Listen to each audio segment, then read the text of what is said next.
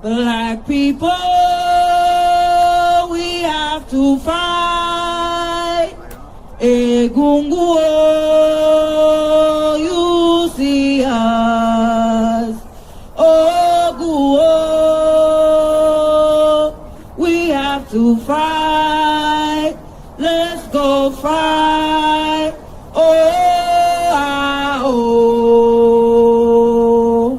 Black people, we have to fight.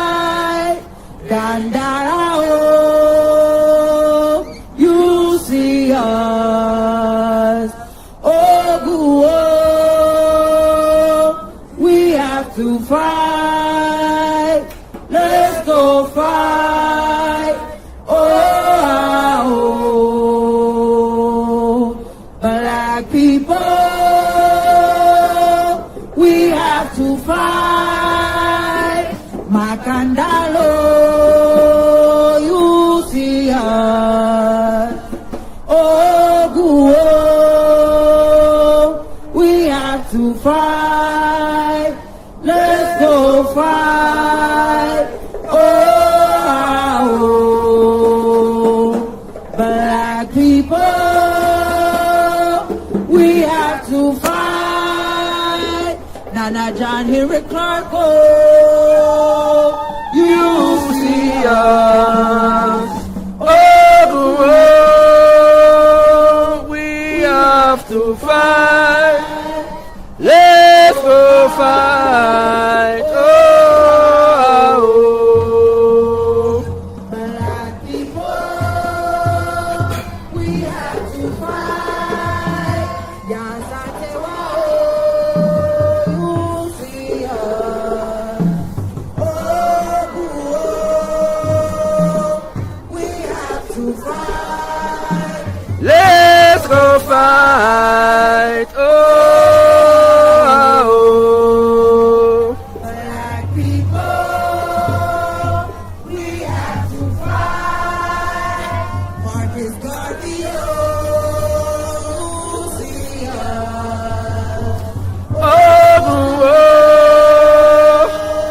We have to fight. Let's go fight.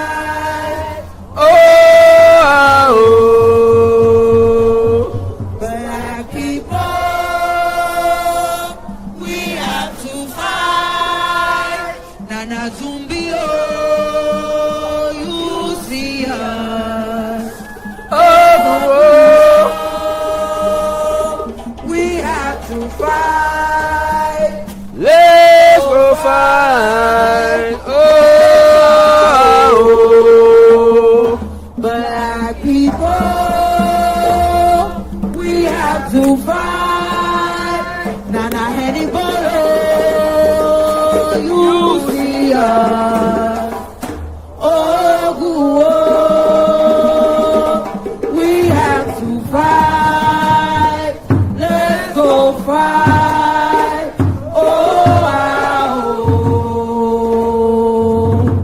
Black people, we have to fight. Ancestors, you see us.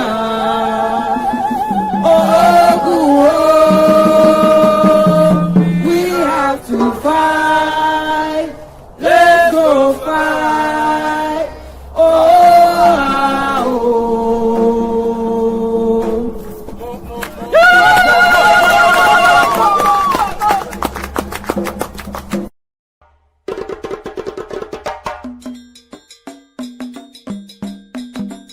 We have to have the courage to construct our own reality. And that's what Garvey was talking about. Because he said he looked around, he didn't see what he thought should be there, and so what did he do? He didn't get depressed about it. He didn't get defeated about it. He said, I'm going to build the government that we need to have. Ooh. Where do you get that kind of boldness from? So we got to go all the way back to Garvey, who said he would come again. He said, he would be here with us, no matter how long it took. And I'm telling you that the way he comes back is in our work.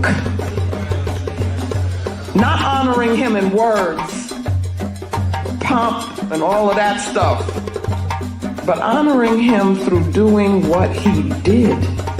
How many of us have the courage to do that? The man took on the world for us and in our name. And then we come to Sodai. And in this presentation of the paradigm, I'm going to make this like what it is we want to reach. So Sodai is translated clear word in Dogana language. And I use it to mean that here we gain understanding. This is sight with understanding. And it is seeing beyond what just we think we see with this physical thing. It's seeing beyond that. And so we gain vision, because that's what vision is. With vision, you've got to be able to use the imagination informed by the African spirit. And Brother Amos, who I work very closely with, was a good friend of mine. He taught me, and he would talk about imagination. Image a nation. Do you see? But that's got to be part of vision. To be a visionary, you got to see beyond this box here. You got to see beyond the ma'afa. You got to see what is it that our people rightfully should have, and that's what Garvey did. Garvey had a vision.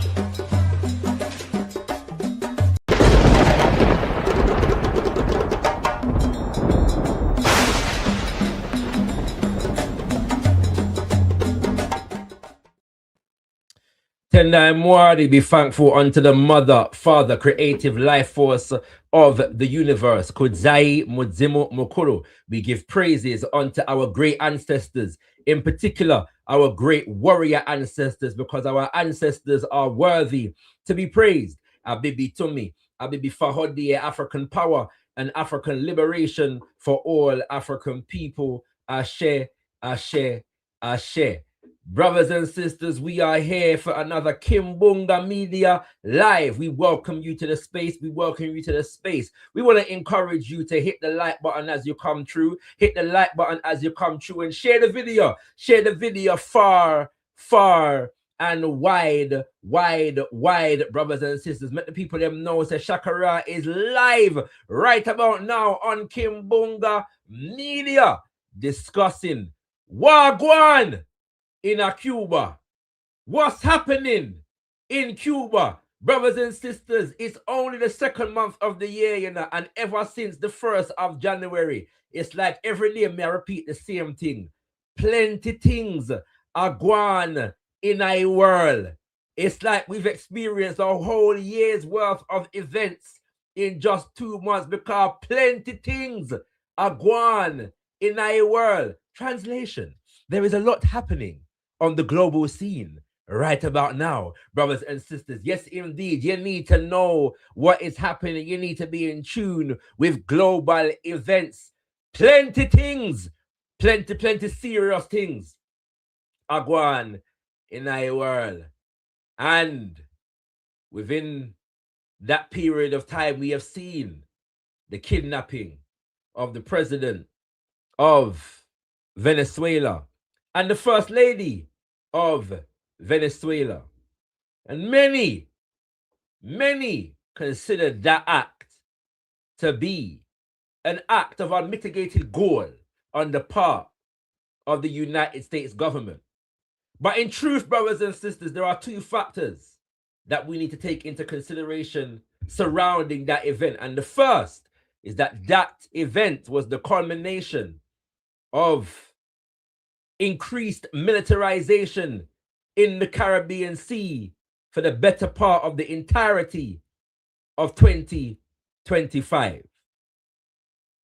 That the US military has increased its presence very significantly in the Caribbean Sea, surrounding the Caribbean islands and South and Central America.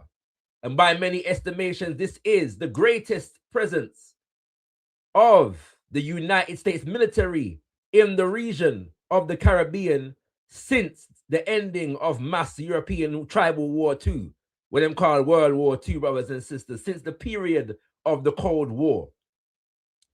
And the second factor that we need to take into consideration is the fact that there, by many estimations, again, that the real target in relation to the kidnapping of the president of Venezuela and the first lady of Venezuela was not, in fact, just Venezuela itself, but in fact, this was an indirect attack, direct attack against the island of Cuba, brothers and sisters. And so, today, we are going to explore what exactly is happening in Cuba. We are asking the question, Wagwan in a Cuba? We are going to be asking that question, looking at whether it is true that the nation of Cuba, as has been pronounced by many, is about to collapse. And in helping us to do so, brothers and sisters, we have two Afro-Cuban brothers who are going to come forward and assist us in exploring these dynamics. Our brother Fernando and our brother Vlad. I'm going to bring them forward right about now, brothers and sisters. Let me bring them forward. First and foremost, brother Fernando, greetings, my brother. How are you? Uhuru, my brother, how you doing? It's an honor to be here. Uhuru. It's good to have you, brother Fernando. It's your first time on Kimbunga Media. I have had the pleasure of being hosted by you on the Vital Hoop podcast. You know what I'm saying? One of my favorite episodes, you know, one of my favorite episodes. So thank you for that one. Well, my brother, it's my honor, and the honor is double because it's a beautiful honor for me to be able to reciprocate that energy and host you on Kimbunga Media as well. So welcome, my brother. Appreciate the first it. time, but certainly won't be the last. And also, when I've reached out to brother Fernando to do this show, he recommended our second guest, brothers and sisters, our brother Vlad. Greetings, brother Vlad. Greetings. Good evening for you, I guess. It's here afternoon where I am, but for you it's good evening. So very happy to be here. I'm a big fan of your platform, and I think it's one of the very important platforms out there right now. So I appreciate being here with you. Much appreciated, my brother. And again, first time on Kimbunga Media, and I'm sure it won't be the last. I appreciate you, my brother, and thank you for availing yourself and your time, you know, and to you both, not just for being here, but for the continued work that you do on behalf of our people. We appreciate you. Now, we're about to explore a topic that has a long history, a long history that is tied up with Bakra imperialism, as I refer to it, Western imperialism. Is tied up with resistance in the Caribbean, particularly from the nation of Cuba, and it's tied up with some very interesting dynamics as it relates to Afro-Cubans in Cuba. And so we're going to be touching on all of these dynamics in our show today. But I guess my first question is, let's look at the most recent developments. And what the conditions are on the ground. We always like to foreground our people on the ground in whatever nation that we are exploring at a particular moment in time. And so we know that the attack on the Venezuelan government has resulted in a lack of oil being transported to Cuba. And we know that Cuba is, by all reports, particularly reliant upon the influx of that oil as its primary energy source for all of its sectors, be it the healthcare sector, be it the education sector, be it the tourism sector. And as we know, many of our nations in the Caribbean, unfortunately, are very heavily reliant upon tourism. And that's one of the realities that we have to correct. And so when we see a breakdown in energy, we know that that has widespread impact on all kinds of living conditions. And so could you just speak to exactly what is taking place since the lockdown effectively on the oil, and then we'll go back and add some more context as we go through the show. Anyone can go first. Yeah, I'll say a couple things. I'll let you go, Vlad. You know, it's right now the situation on the island is critical. We like you said, as far as electricity, just electricity, and I'm talking major cities like the capital and other cities. We're talking about power cuts throughout every day, long power cuts. We're talking about water, certain areas with no running water for a few days, relying on big trucks coming in with water. We're talking about food scarcity in many areas. We're talking about an epidemic of chikungunya and dengue, mosquito problem with mosquitoes, lack of medication and everything in the hospitals. They recently stopped doing any type of surgery that is not major emergency. So if you were going in for any type of regular surgery or whatever, it's over. We can't do, can't do. There's just a lot going on now. That there was a little cold wave came in, so the mosquito situation got a little bit better. But pretty much right now, most of my family is still in Cuba, and everyone I know has been through chikungunya, and it's been hell. Because also you can't really, it's complicated with nutrition, so you can't get the proper nutrition when you're trying to heal back up. So so that part is difficult. Vlad, go ahead, man. I'll let you. No, that's great. Yeah, I get to travel a lot to Cuba. You know, I get to go very, very often, and I've been noticing the deterioration, you know, through the years, but more specifically in the last few couple of years, and even in the last few months, you know. I think it's valid to say that even prior to this blockade on the oil that Cuba needs for all its operation, the country was already operating in a very, very low capacity in terms of oil, because Venezuela was has been there for Cuba through the years, but in the last few years that hasn't been. We haven't been receiving as in the past. So we were in a scarcity situation already.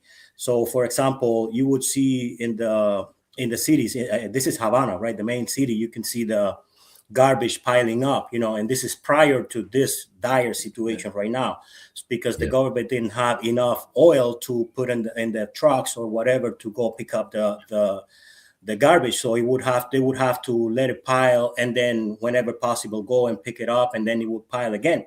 So right now you can see that situation even far worse, you know. And of course, that contributes to what Fernando was talking about, to all the diseases that have spread in the recent times, you know. So deterioration is right there, and you can see it in the infrastructure, and of course in the people. Yeah, the infrastructure is one that I didn't mention also, that is very serious. We're seeing a lot of, you know, buildings, primarily in old Havana, breaking down, you know. And, you know, we've had people hurt, you know, we've had people die also, you know, from that, because, you know, they're in their home. This lady was talking the other day, she was in her home, just into her living room watching television, and the whole floor just went down in her bedroom, just boom, just And there's, you know, people don't have money for maintenance as far as, you know, their houses and all of that. So that's also been a major problem throughout the years, but right now we're really seeing like next level. Right. So, yeah. So my brothers, we know that to a significant degree, Cuba has, and by the way, brothers and sisters, I want to declare some personal interest in this whole dynamic right here. You know, aside from the fact that I'm concerned with the conditions of African people wherever we are, my grandfather, who actually passed away a bit over a year ago, was actually born in Cuba. Yeah, was actually born in Cuba. What part? life. You know, I'm not entirely sure. You don't know? But I can find out. I can find out. He was born in Cuba to two Jamaican parents. One who actually like was raised in Cuba from she was quite small, and then my great grandfather who actually traveled there and met her. You know, the Cuba Jamaican connection is deep. There's a lot of as you probably know, there's a lot of back and forth between Cuba. Always been back and forth between. Like I have Jamaican descent, you know, so my last name is Mitchell.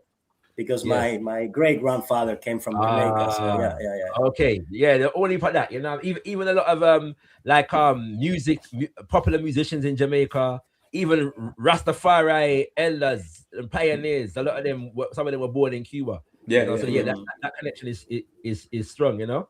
And so I say all that to say that we know that Cuba has had difficulties developing. For a number of different reasons, and central among them is continuous sanctions and embargoes imposed by the United States government. Yeah, and so we know that there has been a lag in and a stagnation in the development of infrastructure and things like motor vehicles and so on and so forth. In spite of this, very few people, except for people that are rank liars, would deny the fact that Cuba's healthcare system has been the envy of the region, for at least a generation, and that is partly because of its ability to focus on preventative care, over this prescriptive care. When you get sick, never gonna treat you, right? And so, but for a nation such as this, I'm emphasizing this, brothers and sisters, so you understand what it is for a healthcare system such as that to be detrimentally affected at this moment in time. Right, you have to understand that, yeah. But also to highlight the fact that, as our brother Vlad alluded to, this has been a development over a number of years, and we know that in particular tensions rose because there were significant demonstrations and protests. I think in and around July of 2021. So, if you could explain what was the motivating factor behind those demonstrations and those protests, please.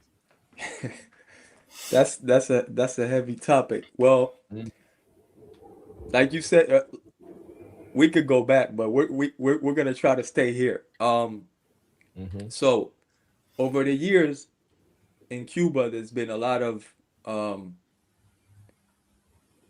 there's been no freedom of speech, right? So people feeling certain ways. Most people are afraid to speak up on pretty much anything. This is a known fact. It's been like that for years and years. People speak low in their kitchen. You know, they don't want to say anything about the government or anything. So this has been over the years, right?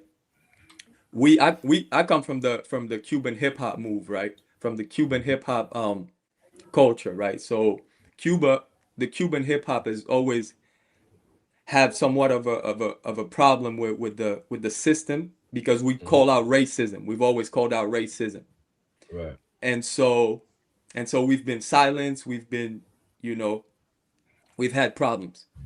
So in November of 2020, right, just a little bit before the July 2021 protest, in November there was a small protest that happened, and it was in what we call the Casa de la Cultura, House of Culture in Cuba. And I was a part of that. I was living in Cuba at the time. I was still living in Cuba at the time, and we went over there as many artists, a lot from the hip hop movement, but other artists as well, because people were being punished for voicing their opinion through their arts, right? So we went over there to protest. It was long. We stayed there pretty much almost all night. We stayed outside of the House of Culture, and we had a little bit of exchange. Somebody came outside. They said, "What do you need? What do you want?" There was already. We spoke about some people that were in prison. Sorry, brother Fernando. This is to say one of you has some background noise going on. So I may just have to. Might be Vlad. Okay. I'll until you come on, Vlad. Yeah, thank you. Come on. Yeah. I appreciate it. Go ahead. Yeah, I'm sorry. So anyway, so some of our comrades and people that work with us have been incarcerated. You know, a lot of people, you know what I'm saying, have had problems. They have been denied the access to travel, for example, when they're invited for their art to perform in other countries. They've been denied the right to. So that's what happens, right? We had a protest. We went home. Okay, that was November 2020. As we went home, it was we had some, there was some bad encounters. Anyways, with the state security, that's what they call it, police, all of that. Right. But anyway, July, things started getting worse because, like we said earlier, it's been, you know, it's been moving, it's been boiling little by little. It's starting to boil. So in July 2021, the situation was already getting a little worse overall, right? And this is with COVID. As soon as, you know, the COVID started, just made everything really difficult, you know. Yeah. And as far as oil, as far as, you know, oil and food in general, but you know what I'm saying, you need oil for everything, to cook, for it, but just everything in general. I remember that's at the time that my wife and I, we said we probably have to try to make a move out because we had 2 young children. Right. And so we're like, yo, it's complicated. Yeah. But what happened was that people got sick, and they were able for the first time to somewhat organize, because we're not allowed to organize in Cuba, right? We can't get together unless we're doing something that's directly connected to the government. You can't get together with too many people, especially if it's Africans. But anyways, you know, so people were able to organize and create a protest, right? So this was July 2021. And out of that protest, it was pretty massive. We hadn't seen something like that in Cuba in years, because you're not allowed to protest at all in Cuba. You can't come out and voice. So this was pretty massive. Obviously the US empire, you know, imperialism tries to use that, you know, for their interests. But we, the people that were there and that are from there, know that it was people powered. Okay, it was people powered. People want change in Cuba. Right. Now a lot of people are missing political education. They're missing a lot of things. So that's where the confusion comes in, and where imperialism can do what they do because of that. But one thing is for sure, most people want change because they're struggling. It's times are very hard and have been very hard. So this was a pretty organic thing that happened, and out of that came a lot of political prisoners.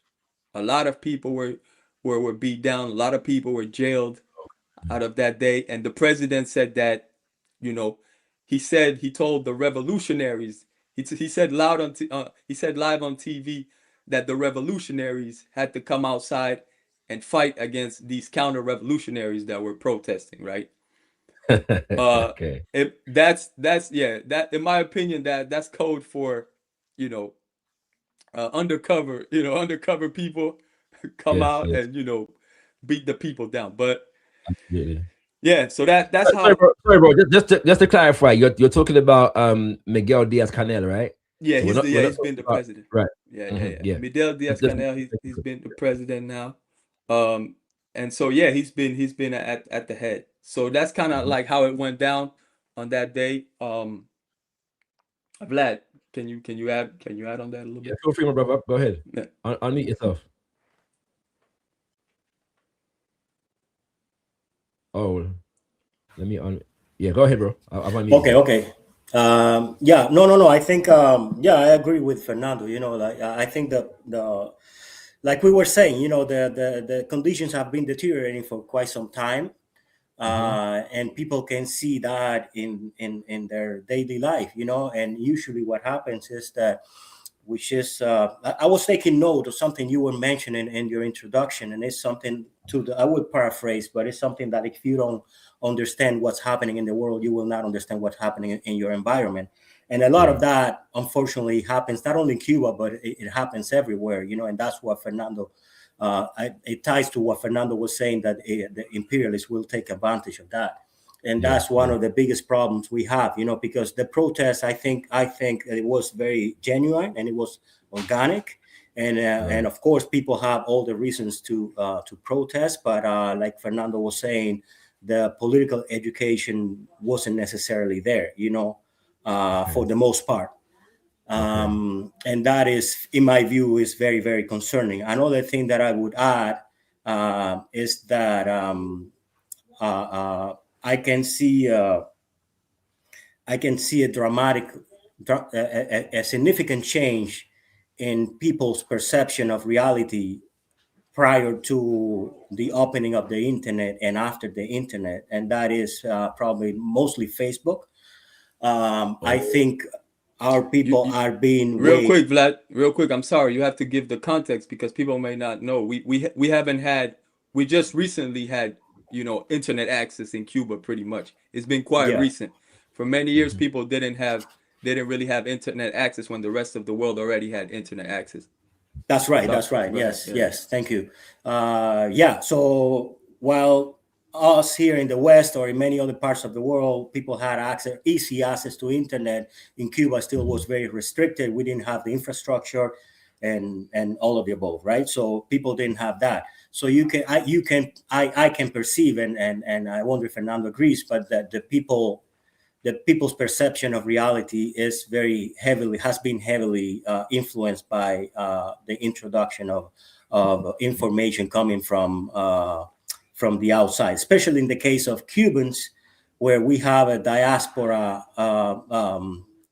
like a heavily right-wing reactionary diaspora that hasn't stopped in all these years.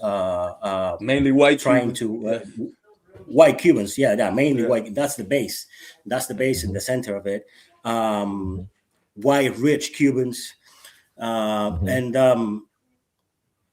they have been waging psychological war all these years since the beginning on us. Right. But with the introduction of the internet, that made it easier for them to get to our people. So all of that to add to the situation, because all of it makes the situation complex as it is.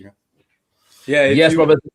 So go ahead, bro. Go ahead. No, I'm sorry. Just to top it off real quick, just to say, like, for people to see what we're talking about, like, most people did not have internet access before.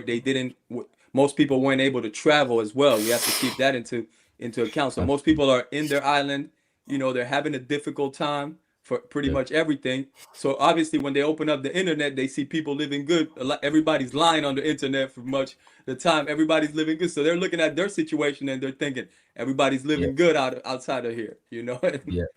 And so it's a perennial issue, even in nations outside of Cuba. And anybody who's got family in the Caribbean and goes back to the Caribbean will know sometimes how distorted perceptions can be, especially when you're coming from a place like England. You know what I mean? It's mad. Like you have money, you coming from right. Right.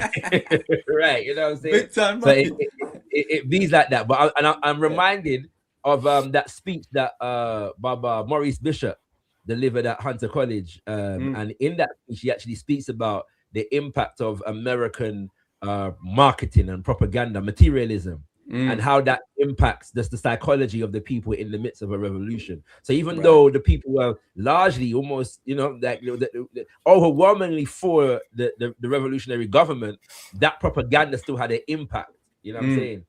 In terms of how people viewed the prospects of that revolution. So it's a perennial issue.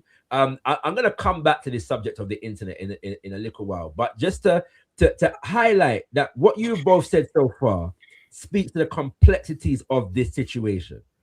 And we're seeing a lot of propaganda. It's not a new tactic, but in terms of, as you've alluded to, Fernando, using the relevant and organic discontent of the people to serve imperialist interests, to serve Western imperialist interests. And in this instance, American, US imperialist interest in particular. We're seeing the same thing with Iran at the moment, and the increase in propaganda about Iran. So if you could both clarify, what exactly are the people asking for? What do the people want? And I'm asking this question because what we're going to hear is that the people then want democracy, yeah, and by democracy, they mean the American two-party system, yeah. That's what they mean when they say that. The people want to be they want freedom, yeah, and by freedom, what they mean is they want the return of the rich white Cubans in Miami back into Cuba to run the economy. That's what they mean, right? So is it the case that the people want, and they will also use terms like free press, and so on and so forth, which you have both spoken to as well, which are relevant concerns, but we have to put them all in context, right? So what is it that our people in Cuba are actually fighting for and asking for in relation to the government of Cuba? If you could just crystallize that for us. Go ahead, Vlad. Yeah, I think as you know, as we understand now, it's very complex. So it depends on who you ask. There is and in Cuba there is people who are very, very, very well prepared. Very well prepared, and they understand the global situation. So they see the situation in Cuba connected to the global struggle. So they would want more. They would be asking for more economical openings, still the government being in control, but open businesses, having more freedom for businesses to operate, the government to support those businesses that can contribute to the well-being of the people, increasing the economy, right? And they will ask for also more open and transparent conversation in regards to governmental operations and all of that. So there is that sector. That unfortunately is very unknown. Nobody knows of these people, and then you have the reactionaries who will want Marco Rubio to be the president of Cuba, right? And then you have the people. I mean, there is actually you can see on Facebook. You can see on Facebook like how do you call it? Like a poll, right? Some sort of a poll asking Cubans if they would want Marco Rubio to be the president. You would be surprised at the results. And then you have the people who, unfortunately, many people don't have political education and are also being waged war on their phones, who are vulnerable to all these situations, and they don't even, many people don't really understand what's going on and are being brainwashed, So it's depending on who you ask. I would say right now it doesn't. Unfortunately, I don't think it looks very good. I can tell you that I know people that are close to me who clearly benefited from the revolutionary process in Cuba and are having reactionary talking points, right? When those people didn't have those points in the past, they would be able to have a more grounded analysis. So I don't think we are. I don't think we are defeated by any means, but we are not in a very good situation. I don't think. Understood. Yeah. Go ahead. Unfortunately, Vlad and I have had to, cut some people out recently, because it's a lot. It's a lot of reactionary. It's a lot of, but the tool of our enemy is powerful. The propaganda is powerful and it's global. But, but to be fair today, I think a lot of people, to be fair today, for many Cubans, we're not getting what we need. Like, the food, clothes, and shelter, just necessities are not there for many Cubans, and it's very, it's tougher times than ever. It's tougher times than ever since the 59 revolution. That it's been the toughest it's been right now. So a lot of people, most people want change. Some people understand that the change needs to come from within. But a lot of people are, brainwashed and lacking understanding of the global situation, and a lot of people also don't care, to be honest. Yeah. That's plausible in the sense of the fact that, like you said, food, clothing, and shelter, wherever it's gonna come from, we're gonna get it. So let's look at it like this then, because these, like you're saying, these situations are always complex. And then do you see, now bear in mind that as I alluded to earlier, a lot of and we're gonna look at the internal factors shortly, but a lot of this context, this condition in Cuba is directly and indirectly the result of the various different forms of embargo and sanctions that have been levied against Cuba that have affected its ability to, for example, trade with the rest of the world. And so it seems as though the people that impose those sanctions are going to present themselves as the saviors, and a significant amount of people are going to accept that savior help, that savior complex. Yeah. But realistically, is there a way for the people of Cuba to remedy this situation outside of US imperialist interests? Is that even a plausible option at this moment in time, given the current crisis? Go ahead, Vlad. So do you mean? Sorry, do you mean?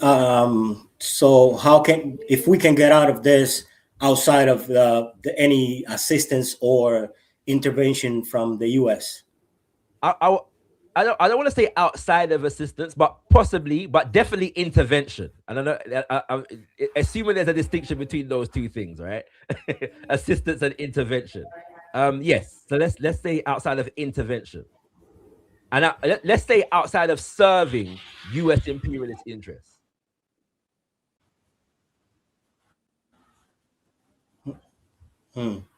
Yeah, no, I think we can do it. I think we can do it. But the way I see Cuba is the same way I see IT, or I saw IT up until the Haitian Revolution. I see them as palenques, right? So it's territories that have detached themselves from the global white power domination. So you and the way I say is, you don't have palenques with paved roads. Palenque is a palenque because they're fighting the global powers, and the global powers are very strong. So you will never have. So we cannot expect in Cuba to have the level of comfort people have in the West, as long as it remains a palenque. And I think that, and I think for me, if you ask me, the palenque condition, and I'm there all the time, it's not because I live here and I don't have luxury, I don't have nothing. So it's not that I'm better off. I will come back to this point again. But for me, the palenque condition is non-negotiable. That's non-negotiable. So we can arrange everything inside the palenque. We can remove the leaders of the palenque and put on other leaders. But the palenque condition for me is non-negotiable. And coming back to the previous point of, because another misconception I see is that the people in the global south, they see people who live in Canada like I do, or UK or France, like we are good, we made it. And and I think that's a misconception. Yes, we may have advantages that they don't have, but especially in the case of Cuba, we here have also chains that they don't have. The way I see it is that the globe is dominated by a culture in which there is no freedom, there is no sovereignty, and there you're not free. It doesn't matter where you are. So we have conditions that we have to deal with in this side of the world. They have conditions they have to deal on that side of the world, and in different places it's different. For example, in IT right now we have they have created all these gangs and this violent situation. In Cuba, we have blackouts, lack of water. And in Congo, we have people who are dying because they want their resources. So nobody is flourishing in this condition of global white domination. So that's how I see it. Absolutely. Anything you want to add there, Fernando?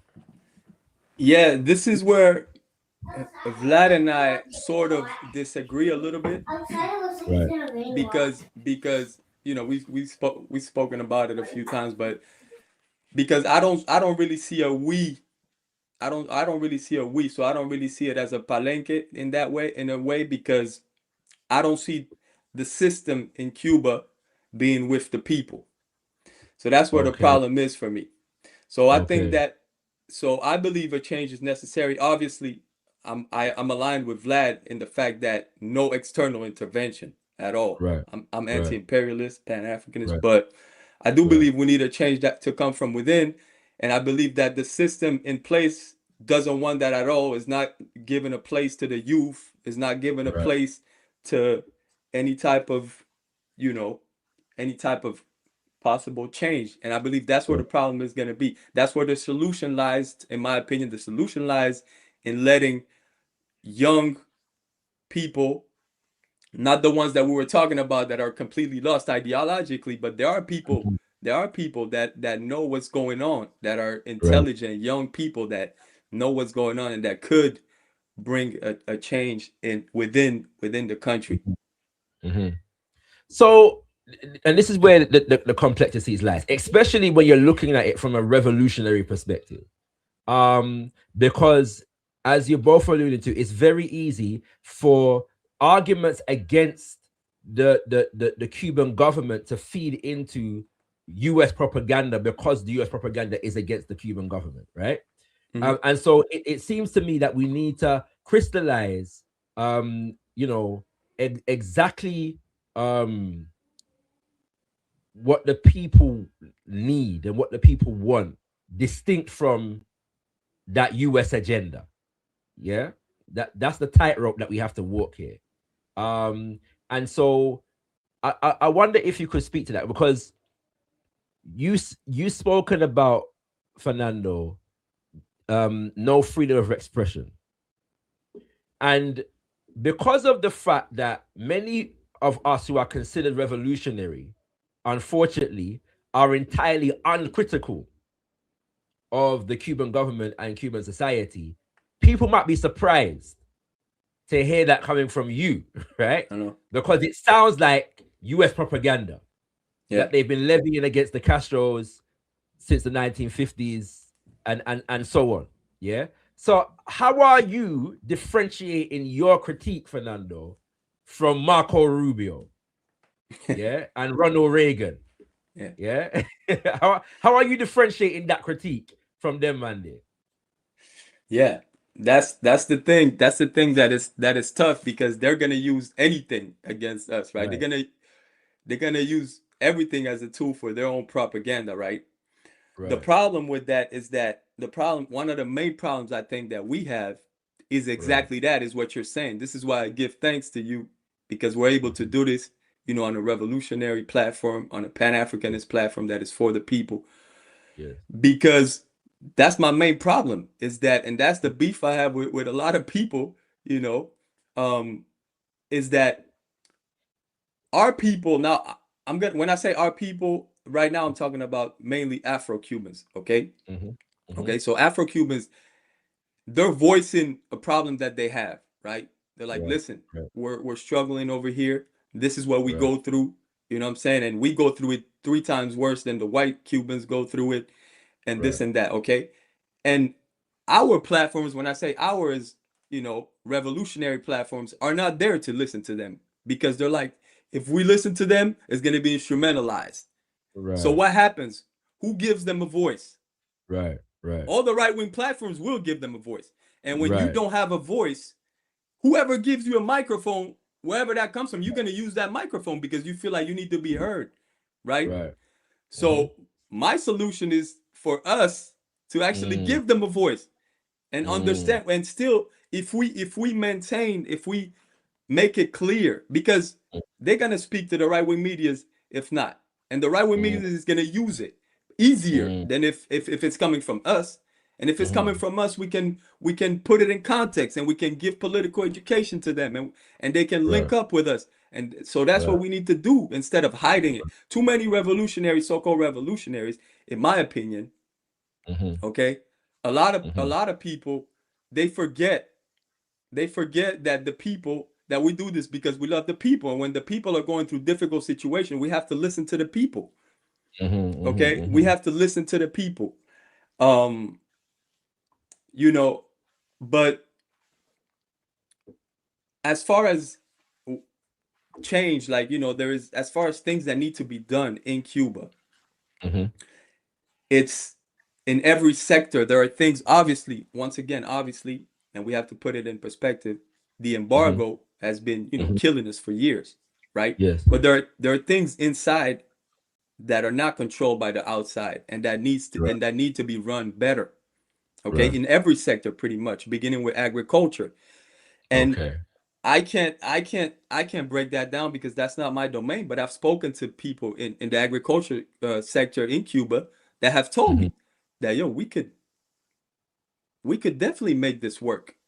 But what happens is that in every sector, it's just military people that are put in place, and they want them to run it because they're afraid. Because part of it I understand is because they don't want it's difficult to maintain a quote unquote sovereign state, but you got to let the people do their work. You got to let the people who know do what they do. You can't just put militaries everywhere and then have them call the shots, and then the people in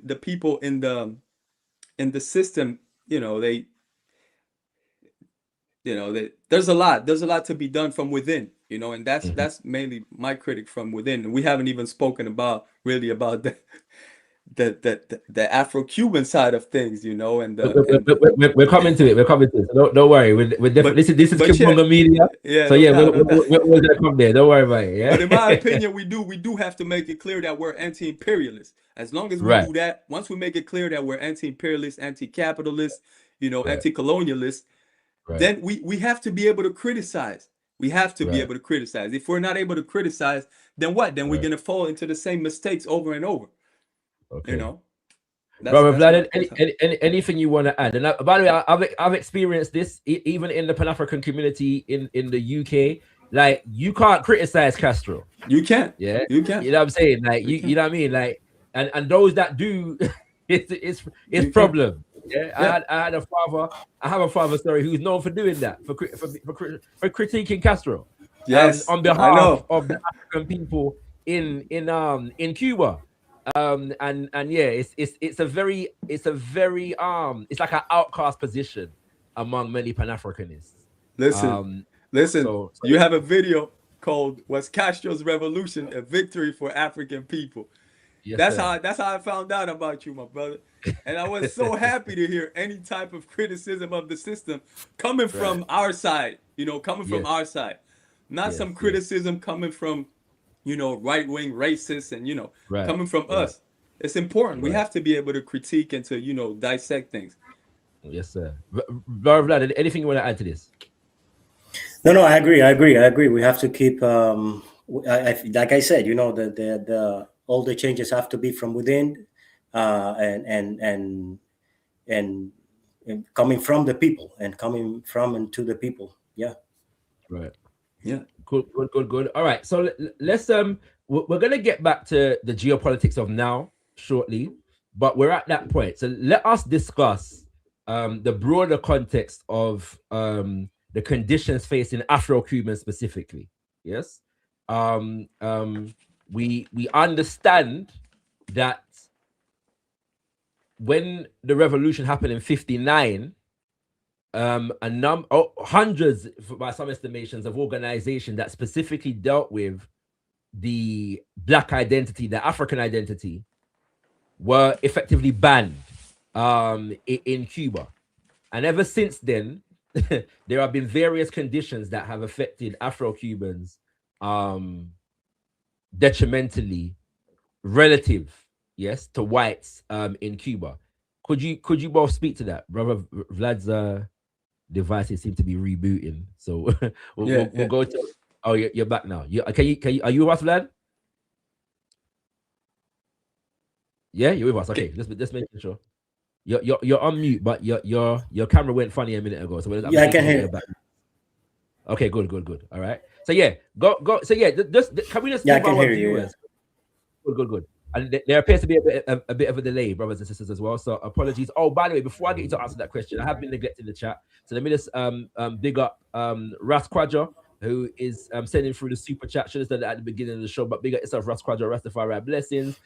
Golden Heart, I don't know. I'm not sure if I understand this question. Yeah, but what I can tell you is that what is happening. I don't know what else is going on. But what is happening right now is that I'm speaking to brother Fernando and brother Vlad about what's happening in Cuba. So I thank you for being with us. I hope you're getting something from the show. Do share the link far and wide. Big up also Jambo Kojo Oh, VIO. that's my comrade. That's my comrade. All right. Comrade Kojo.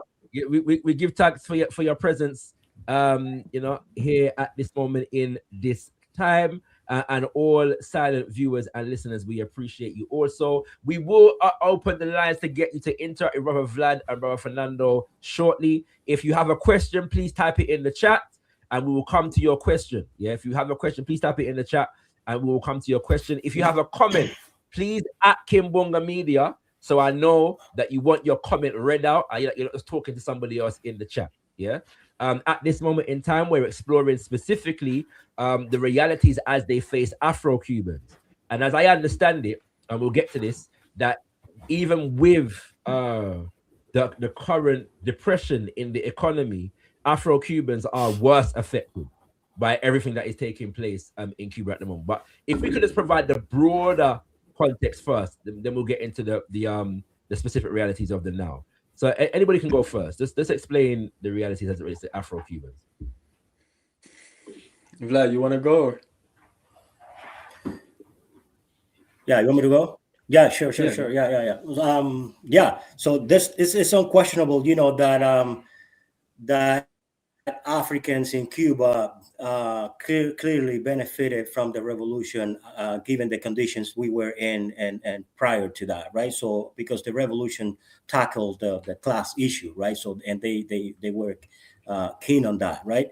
But the race issue was never in their agenda, it seems. Even though I have read that Fidel Castro said at the beginning of the revolution that the race problem was one of the biggest problems that the revolution had ahead, only to a few years after say that problem had been solved.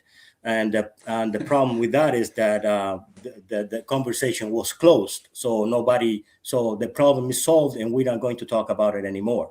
And whoever would ask, so how was the problem solved? And how can we discuss about it? And those people were silenced, essentially, and many people had to leave the island even, So I think, in my view, that is the biggest issue for me with the process, because it's been, like I said, silenced and we haven't been allowed to discuss it.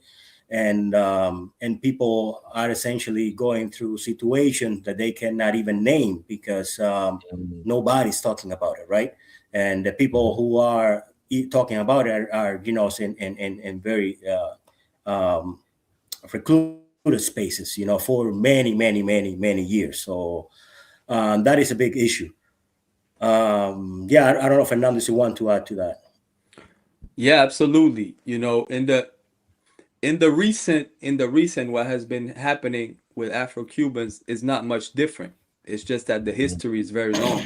And yes, it's always, whenever Cuba goes through difficult periods, we Afro-Cubans go 2-3 times worse because we're at the bottom economically.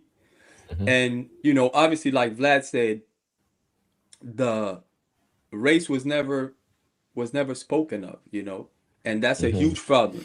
As a race first Pan-Africanist, I have a huge problem with that. It was swept under the rug, as we say. It was just swept under the rug, like there's no more racism here. Okay, and so I'm also made to understand it was considered counter-revolutionary to speak in terms of race and African identity. It has been all the way up to now. Like I said, we in hip hop have always spoken up to racial identity and against racism in Cuba, and we were called counter-revolutionaries for that for a long time. We have to understand that Cuba is an African country. Majority of us are of African descent, and we've always been run by a white elite, system. Always since we got freed from the Spanish. And in the army was like about 80 to 90% Afro-Cubans. The white elites took over. White elites took over. When Spain, and then, they were in bed with the United States, and then, it's always been that way. And there's a very important piece of history also. You can see it through history, through Cuban history today, and what the children learn. If you're Afro-Cuban children don't learn their history as far as being Right. Afro-Cuban or Africans, they don't learn their history at all. There's a very important piece of history, and that is the Independent Party of Color, which was founded in 1908, and that was veterans, Mambis, of the War of Independence against Spain. Spain lost total control in 1898, but they lost total control. But the Cuban elites, they took over. They promoted European migration to try to whiten the country. They did all of that, and our ancestors were in deep at the deep bottom, right? So in 1908, some veterans, they built the Independent Party of Color, it was called, right? It became a political party, and it quickly gained popularity because, like I said, majority of us Afro-Cubans, majority of us at the bottom of society. And so the government in place, like I said, that was in bed with the US, they started making sure that they could block this party, right? So that this party could not run under the pretext that, a party based on race cannot run. Okay. Right. So in 1912, the independence of colors, they were already like, they were messing with them, putting some of them in jail. They were, not letting it be. So in 1912, there was an uprising from the independence of colors, but they targeted, elites, and places, and so the government called it a race war. They were like, the blacks are raising up against us, and so, but they weren't attacking random white people at all. They were attacking governments, and so and the United States. Oh, this is important. The United States let it be clear that they didn't want the Independent Party of Color to be of inspiration to the Negroes in the South. So the independence, and the Independent Party of Color, I'm telling you, this is hidden history because Sorry, my bro. Just to say, same thing they said about Morris Bishop and Grenada. Yeah, what I'm saying? Decades later, the same thing they said. Absolutely. Didn't want the Grenada Revolution to be of Absolutely. inspiration to Africans in America. But yeah, go ahead. Yeah. So I'm saying this because I know historians that, Pan-Africanist historians that don't know about the Independent Party of Color, and this is key. So in 1912, listen to this. The president at the time was Jose Miguel Gomez, right? And he was with the United States. So they were like, we got to get rid of them, right? So it was like a huge massacre. They rose up, but what they had was machetes and things. So they had the army came at them, and it was a huge massacre. But they didn't just massacre the party. It was thousands of Afro-Cubans that were killed. We're talking about, the numbers are not really, because obviously, you know how it is, they don't keep the numbers. But we've seen that looking through history, and Afro-Cuban historians have come up with numbers that go all the way up to 10,000 Black Cubans that were murdered. And guess what? This is one piece of history that's horrible, is that Jose Miguel Gomez, which was the president that orchestrated this, along with the United States, if you go to Havana today, there's an erected statue of this man in Vedado, in close to my neighborhood where I'm from, in Havana. There's a statue of this guy. This is a spit in the face to our people. You know what I'm saying? And it has been there, and yeah. So this is where we're at. But we don't know our history, and the fact that we're at the bottom of the economically as well, is due to a couple of things. One is that most of the Cubans that have money left. They left when Castro came in, and those were white Cubans, and they're the ones sending money back to their families. That's a reality. So there's that. But then there's also another fact, which is that if the wealth redistribution is done well enough within the country, there's no reason for us, the majority of the people, to be at the bottom. Yeah. You understand what I'm saying? If we're the majority, and because they, you know, socialism. And, They're supposed to. I'm sorry, my brother. Just to say, for an economy that considers itself socialist, you Right. might expect it not to be an issue. Yeah, like That's what wealth distribution it should not really be an issue, right? You know what I'm saying? Right. You know, so yeah, go ahead. No, that was it. That's the point I wanted to make. You know, even without speaking about race. You know what I'm saying? Right. Just when we're talking to economics and you know, Right. just you know, if you're redistributed properly and the majority of the people are black, then there's no way that that all Afro-Cubans are at the bottom. You know what I'm saying? But that's not the only way we see it, though. You know, we've had a lot of problems with the so-called revolutionary police, because the police in Cuba is called the revolutionary police, right? Mm-hmm. We've been harassed by that police for years and years and years, things that white Cubans don't know nothing about. You understand what I'm saying? The white Cubans don't know nothing about. And also in terms of identification as an African person, you know, and one of the reasons why it is the biggest issue I have is because throughout these years, Cuba is the place in the world, I think, where you could have the opposite based in education, because you own all the means of communication. You own all the schools. So there's no reason why our people know who Napoleon Bonaparte is, and they don't know who Jean-Jacques Dessalines or Absolutely. Louverture is, right? So we know who Napoleon is, but we don't know who Toussaint Louverture is. So that doesn't make any sense, right? And again, in a country that is African. So if you go to the country, the way people are and the way people move, it's like if you are in an African country. I haven't been to Africa, but Africans have told me that. People from Africa, from the continent, have told me that. The way we eat, the way we move, right? Yeah, we're embedded in African culture. So there's no reason why we don't. Also, the spiritual practices we do, because Cuba is big for that. But even the people practicing, they don't have that necessary strong connection to the continent.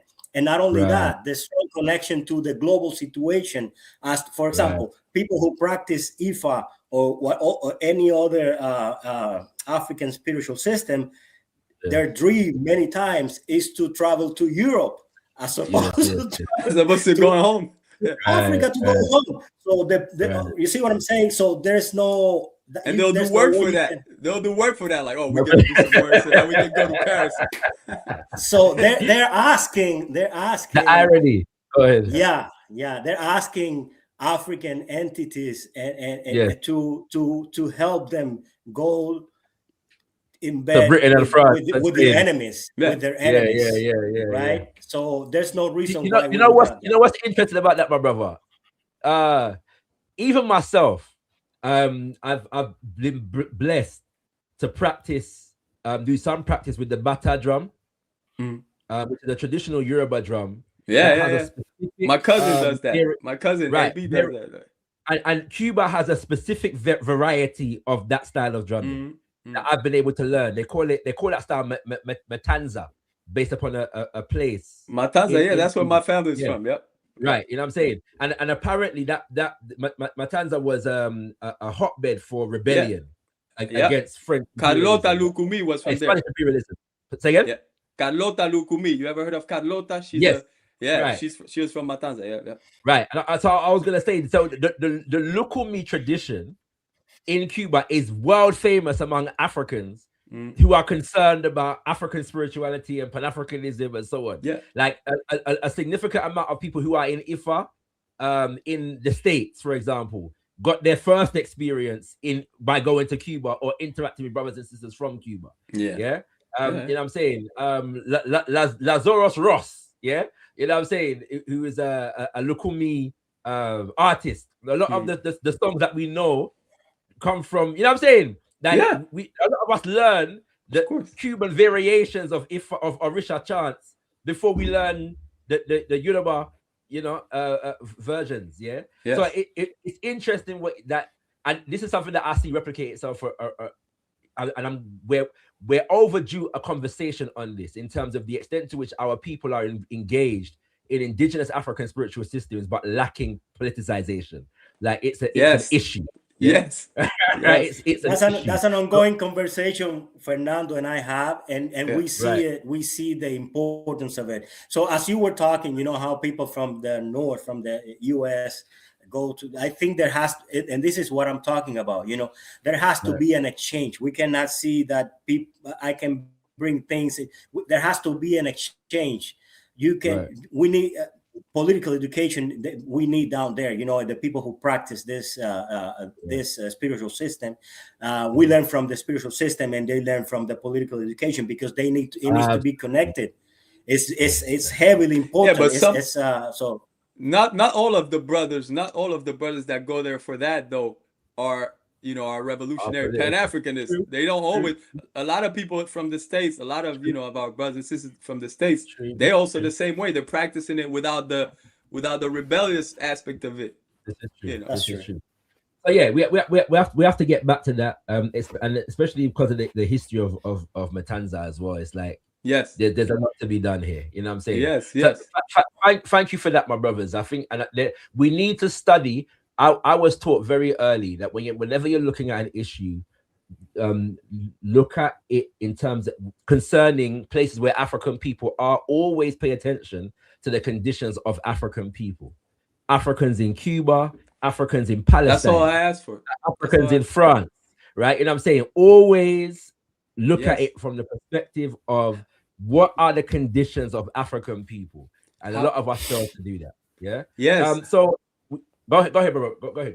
I was gonna say, you know, I've met a lot of brothers and sisters that go to Cuba with their Pan-Africanist organization, and they go to Cuba, they stay with government agencies that are gonna tell them whatever, and they don't go see an organization from our people somewhere. You don't go find out what's the people doing somewhere. You know, I need to see Afro-Cubans, and then most of them do see some type of racism going on, and then they come back and they said, well, I did see that, but I don't know. So anyway, but listen, if I can, there's a couple of more things that I wanted to mention when we spoke about the conditions of our people that I actually wrote down, not to forget. I mentioned the police, but some of these I wanted to make sure I talk about is overrepresentation in incarceration, not just police harassing us, but overrepresentation in incarceration. And these are things that you're going to see pretty much everywhere. Seeing us at the bottom, limited access to higher education. We do have that as well, because our people, wherever they come from, since we're at the lower end economically, guess what? A lot of us can't go to university. We have to make some type of money. So for our parents or for our grandparents, and we don't have the luxury to just go to college. And, you know, there's that. There is overrepresentation in cleaning and garbage collection jobs. You know, underrepresentation in government positions and higher paying jobs, right? So like you said, most of the places in South America and the Caribbean, they're making most of their money from tourism, right? Cuba is the same, tourism, right? So in hotels and things like that, who are getting the high paying jobs? White Cubans.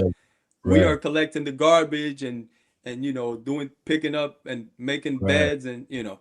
And sorry, brother, not to interrupt you, but on that last point that you just made, we up until recently, Cuba had two currencies, the Cuban peso and the convertible peso.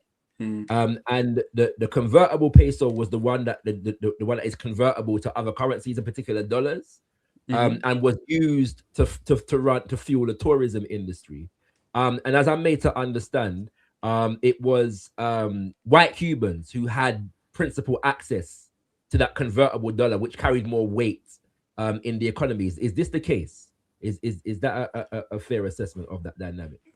Not specifically. I wouldn't say specifically. It's just that it's the same. It's just that they usually white Cubans have more money, so the people who have more money, they're the ones that have access to that, you know, to that CUP.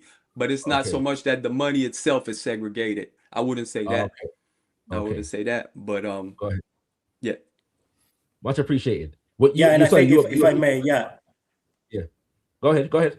Sorry. Go ahead, Vlad. Yeah, sorry. Yeah, if I may, one of the things, as Fernando said, Fernando mentioned segregation, and I think one of the things that confuses people coming from North America, the U.S. And Canada, even these societies are still heavily segregated, So you can find places where you mostly see Black people.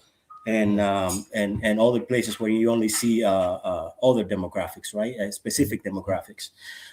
So when these people go to Cuba, you don't find that necessarily in Cuba. In Cuba, wherever you find one person, you will find the other person. So that's not necessarily where it is. So and then you arrive in Cuba, you see a place where you see everybody, and because of our culture, we hang out and we laugh and we do everything, and you think everything is cool. Everything is fine, but you have to pay closer attention to see where discrimination is, So that's one of the things I think confuses people. Right. Also, besides the point that people don't want to see, also, right? So yes. No, thank you for that, brothers. Go ahead, Fernando. There's a couple of things I want to talk about, but I don't know if they come in later. Like, for example, they did a census about people and their race in Cuba. Yeah. Right. Go ahead. So go ahead. Bring it up. Okay. So in 1912, no, not 1912. What am I talking about? 2012.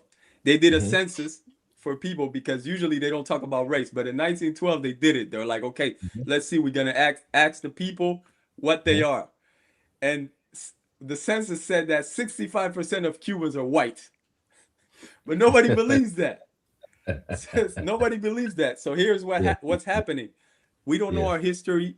And most Afro-Cubans won't tell you that they're African. They'll tell you that they're just Cuban. So what happens? Light-skinned Cubans like myself will call themselves white.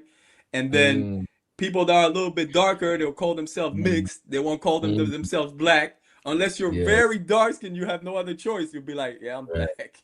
You know what I mean? So this is what happens. But listen to this, though. There's the government put something in place, which is called color cubano. This is worth talking about. Right. So color cubano is a plan for them, and it means Cuban color. That's what it means. So they've been working on this. They do a campaign and everything on TV, and it's basically to say that we are one. We are just Cuban color. There is no Afro-Cubans. There is no, we're just a mixed country, and this is the Cuban color. Okay. And they send a brother is at the head of this, of course. A brother is at the head of this, and he goes to every time there's an event that has to do with racism in Cuba, you'll see him. First guy there, and so he's the guy promoting color cubano, that there's no such thing. But anybody that has spent more than a week in Cuba understands and will see that the racism is there, the colorism is there, all of it, right? But they're trying to push this thing instead of dealing with it. They're pushing this thing where, like, no, we it's all one happy Cubans. We're all Cubans. There's no, and this is something that's been hurting us as well, because when the system is trying to push this thing, which we all understand it not to be real, it's a problem. Right. Brothers and sisters, you've got a relatively in-depth breakdown there of the conditions facing African people in Cuba. At the end of the show, I'm going to ask you both for some reading recommendations so people can do some further research on the history of politics of Africans in Cuba. So bear that in mind. I'm gonna put the link out now and invite brothers and sisters on. Don't wait until the last minute. Yeah, I'm gonna give it maybe 30 minutes more. So don't wait until the last minute to click the link and try to come through and ask 10 questions. Yeah, nobody with that. Click the link early, and come through. And so you can interact with the brothers. And the only rule is respect. You can ask questions, you can even disagree. But you can feel free to come through. Oh, I'm having problems sharing my link right now. All in there. And ask questions. Right, my brothers. So we know that the US has had plans for Cuba for a very long time. We should outline the fact that when they said Obama came in and tried to reduce tensions, let's say, with Cuba, Trump came in right after him and imposed 200 more sanctions on the nation, and re-intensified the thing. and that has had a detrimental impact. There's the two currencies that I spoke of before now no longer exist to my knowledge.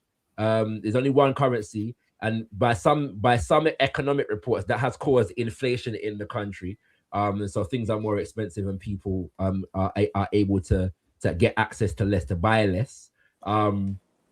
You know, so there are all of these dynamics, and then we have there's a document from the U.S. government called the Commission for Assistance to a Free Cuba that kind of outlines you know, like proposals for restructuring the economy of Cuba. I should have asked you before, to what extent do you know if any of the protests in Cuba are in fact against the sanctions on Cuba?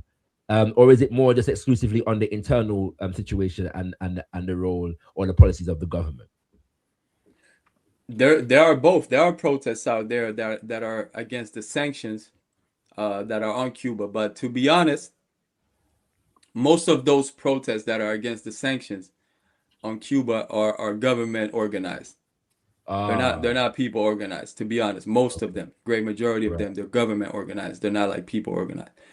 Right. Yeah, that's most of them. Right. And so in respect of this, then the basic question that I think many people would have watching this is Cuba about to collapse? Is that's what's happening right now? Is because Trump is saying this, Marco Rubio has been forecasting this. Is the Cuban government and the Cuban economy on the verge of total collapse? I don't think so. I think we are in dire condition. I think we are in a really difficult condition, but I don't think it's on the brink of collapsing or anything. Anything can happen, of course, but that's not what I'm seeing. That's not what I'm seeing. So we know that the U.S. government, especially this administration, spreads a lot of lies. So part of their tactics and methods is spreading lies to confuse people. So, for example, they have been saying that there are negotiations with people, with government officials in Cuba, and they have been essentially presenting it as if there is a back door that they are using to negotiate with people in Cuba, and the Cuban officials are very clear on that. Every one of them, and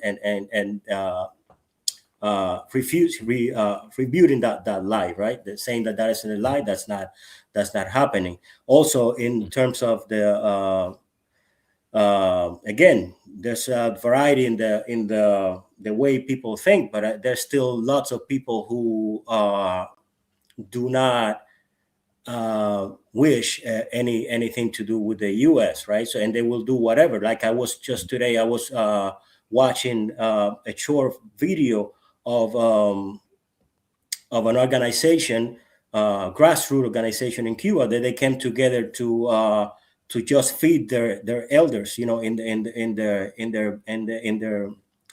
neighborhood. So they gather food from the people who sell food and whatever, and every so often they cook food for people in the neighborhood, especially elders who don't have. So people are finding solutions still, and so I don't see that collapse, you know. Okay. Yeah. Vlad, feel free to. So, Fernando, feel free to answer that. Yeah, for sure. Yeah, there are definitely organizations underground doing important work. Like Vlad said, you know, overall, I agree with Vlad, you know, but I do think that there's some change to be made from within in Cuba. And I think that if the current system that's in place doesn't allow, you know, for the people and for the youth to have a voice and to come up with things and to make change, then I do think that eventually they will implode. But I think as of now, I agree that, you know, the U.S. government, we know what they want. We know that they're gonna come up with any excuse, and they're gonna be ready to do a lot of things. And you know, I don't think. Let me ask a more specific question. Do you think the government will survive this crisis?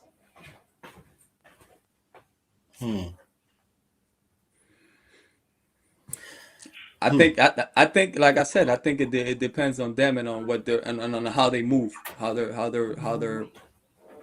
willing to work with the people and to do things. Right. That's how I see it, you know. Yeah, go Yeah, ahead, the Vlad. problem. Yeah, sorry. The problem I see with that is that I don't see. So if this government collapses, I don't see anybody replacing this government and anybody that is for the people replacing this government. Like I personally know people who could take that position, but those people, nobody knows them. So they're not supported by the people. So because people don't know them. Also, people are very, very, very, very heavily brainwashed. A good portion of the people. So that is what I see, right? So we have to again, like we say, all the changes and every steps we take have to be from within. We have to make sure they are from within, and we have to make sure we don't fall in the hands of imperialists. Indeed. Brothers and sisters, the link is in the chat. The link is in the chat. If you want to come through and interact with Brother Fernando and Brother Vlad, feel free to click that link. If you want to ask questions in the chat, feel free to type them and I will read them. I want to ask you some questions now that affect the broader region. My family, as I alluded to earlier, is from Jamaica and also Antigua. And both nations have been kind of involved in one way or another in these dynamics indirectly, partly because I think it's necessary for people to know, first of all, that when in terms of the blockade against Venezuelan oil and how that has affected Cuba, the US government has also placed sanctions on any other government or company who wants to sell oil to Cuba. Yes?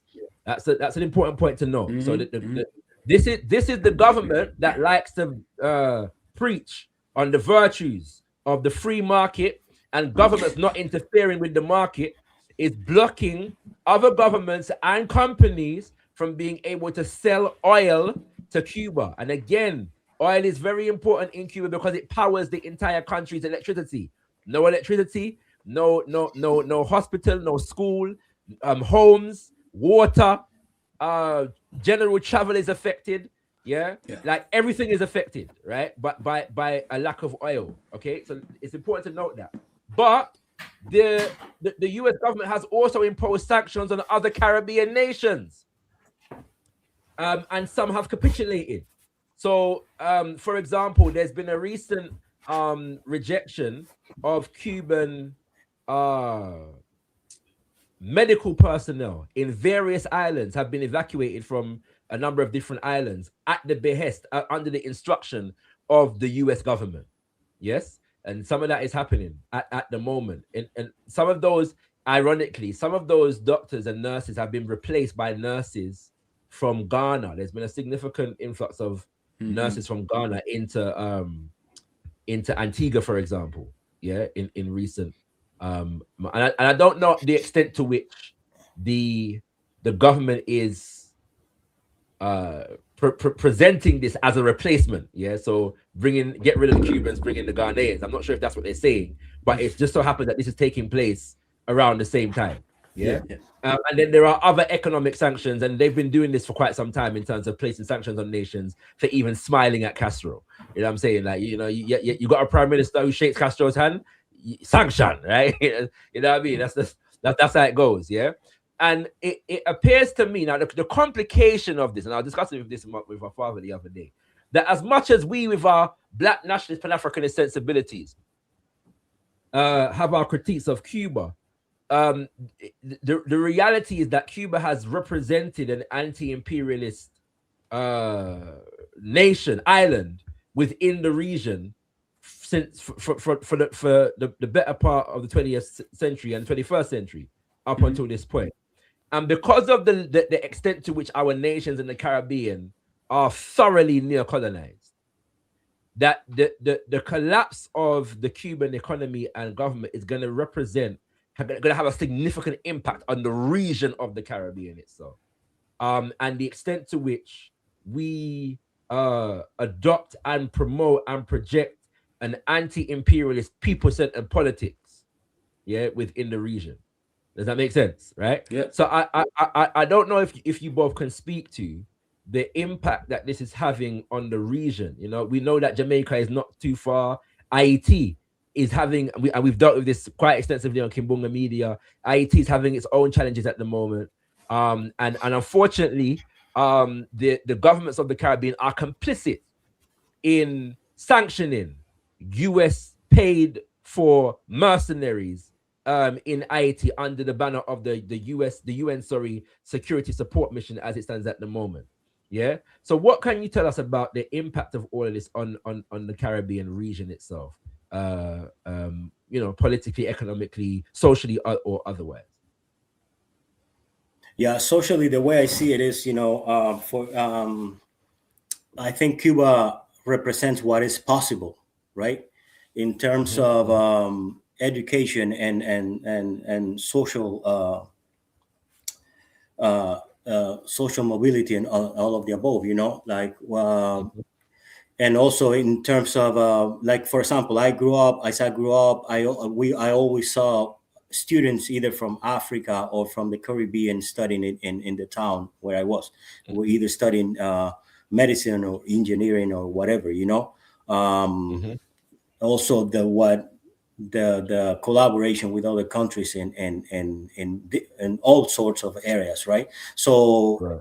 that's what's possible. That's what's possible if you are able to remove yourself from the imperialist grip.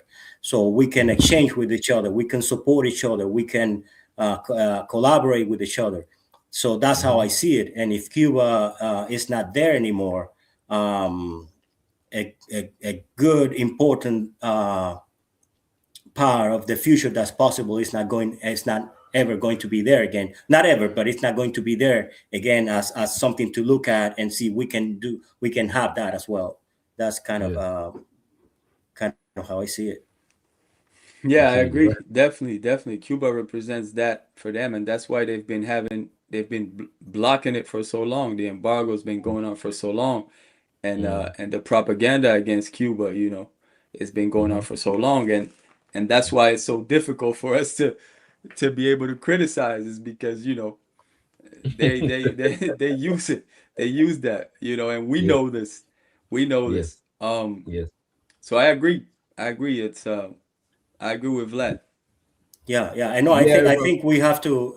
Within our context, the criticism I think has to be within revolutionary people, right? We have to Absolutely. always see each other where we are. If there's something that I need to improve, it is your responsibility to tell me. Hey Vlad, there's something you need to work on and whatever. So in our circles, this is something that we should always be talking about. I wouldn't ever have this conversation with anybody on the right side of the political spectrum ever. There's nothing I would talk to you about that. But amongst ourselves, this is something that has to be an ongoing conversation, because there's a lot of improvement to be made. Yes.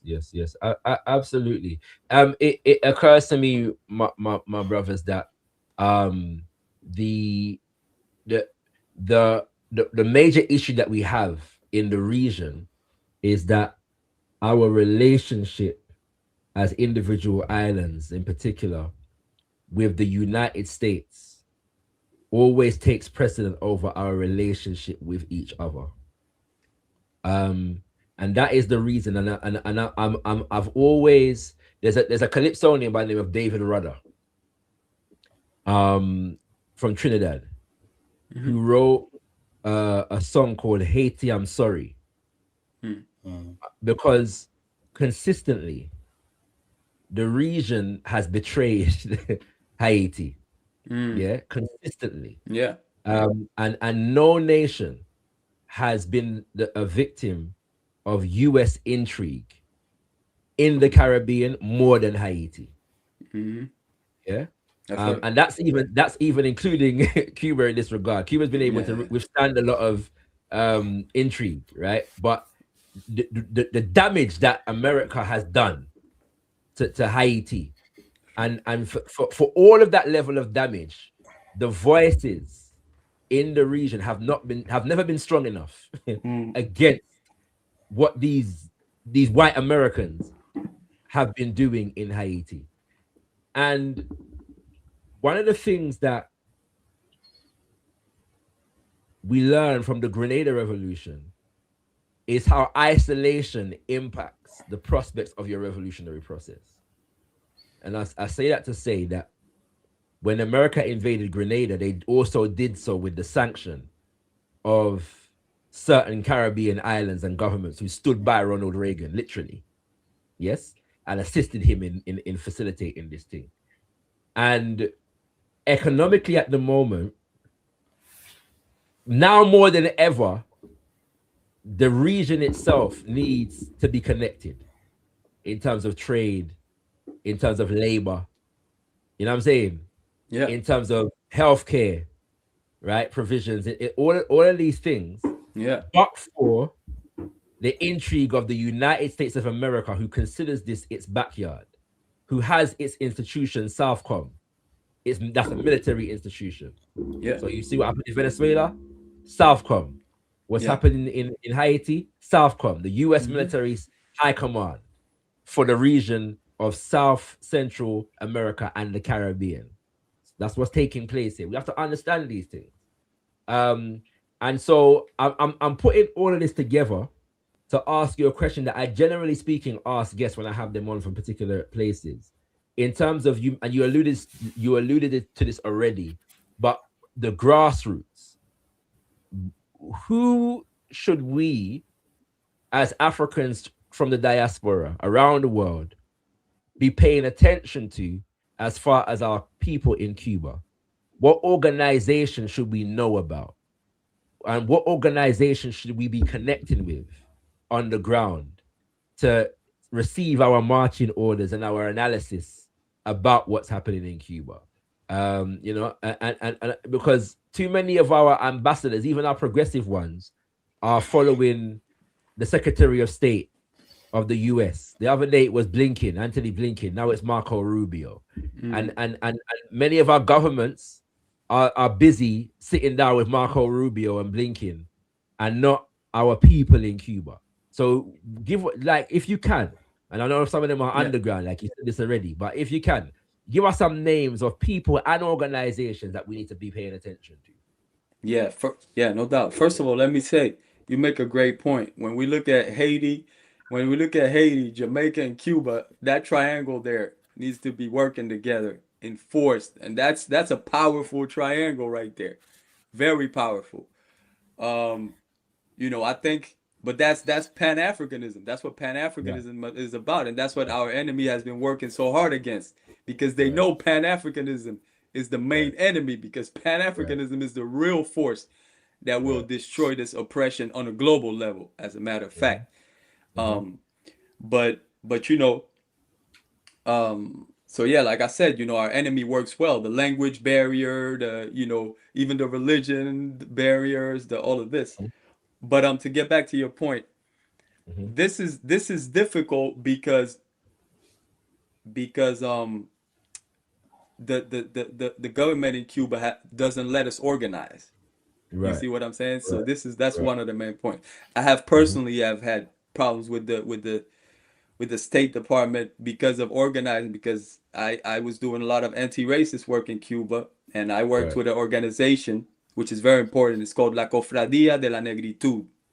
Okay. This organization was built in 1998, and the president is Norberto Mesa.